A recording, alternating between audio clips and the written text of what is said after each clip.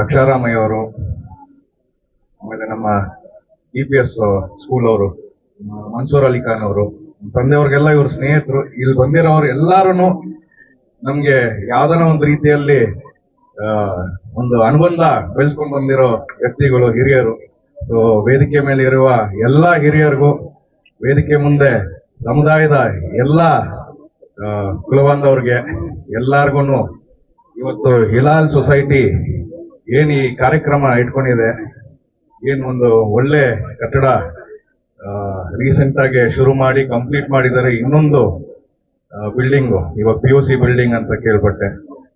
ಆ ಬಿಲ್ಡಿಂಗು ಆದಷ್ಟು ಬೇಗ ಆಗದಲ್ದಿರ ಈ ಇಷ್ಟು ದೊಡ್ಡ ಜಾಗ ವಿಸ್ತರಣೆಯಲ್ಲಿ ಮುಂದೆಗೆ ಹಿಲಾಲ್ ಸೊಸೈಟಿ ಇನ್ನ ಉನ್ನತ ಸ್ಥಾನಕ್ಕೆ ಬೆಳಿಬೇಕು ಅಂದ್ರೆ ನಸೀರ್ ಸಾಹೇಬರು ಹೇಳ್ದಂಗೆ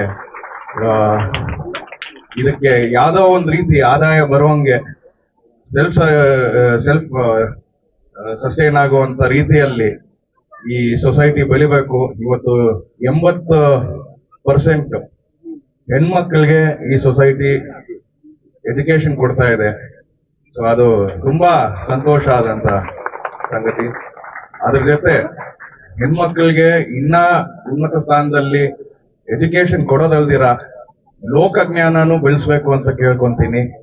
ಈ ಸೊಸೈಟಿಯಲ್ಲಿ ಎಜುಕೇಶನ್ ಸಿಸ್ಟಮ್ ಅಲ್ಲಿ ಎಜುಕೇಶನ್ ಒಂದೇ ಅಲ್ದಿರ ಲೋಕಜ್ಞಾನ ಏನು, ಯಾವ ರೀತಿ ನಡೀತಾ ಇದೆ, ಸಮಾಜ ಯಾವ ರೀತಿ ನಡ್ಕೊಂತಾ ಇದೆ, ಅದನ್ನು ಕೂಡ ತಿಳುವಳಿಕೆ ಕೊಡ್ಬೇಕು ಅಂತ ಕೇಳ್ಕೊಂತೀನಿ. ಸೊ ಈ ಮಟ್ಟಕ್ಕೆ ಬೆಳೆದಿದೆ, ಇನ್ನ ಉನ್ನತ ಮಟ್ಟಕ್ಕೆ ಬೆಳೀಲಿ.